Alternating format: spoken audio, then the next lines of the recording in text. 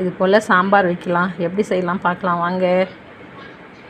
காஞ்சிச்சு, எண்ணெய் ஊற்றிக்கலாம், கடுகு சேர்த்துக்கலாம், வெங்காயம் சேர்த்துக்கலாம், பதத்துக்கு வதக்கினா போதும். தக்காளி சேர்த்துக்கலாம், பச்சை மிளகாய் சேர்த்துக்கலாம், வேப்பிலை சேர்த்துக்கலாம். இது வதங்காட்டி நம்ம பொட்டுக்கடலையே உடச்சி எடுத்துட்டு வந்தாலும்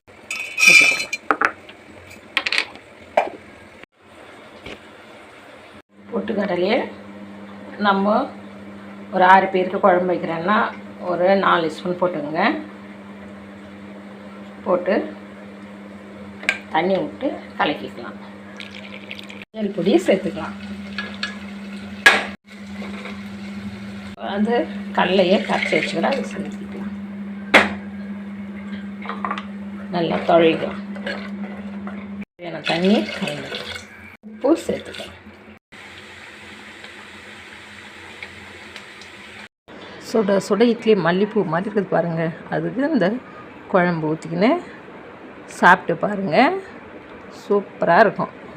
காபி வச்சு சாப்பிட்டு பாருங்கள். ஐயோ நிறைய பாருங்கள்.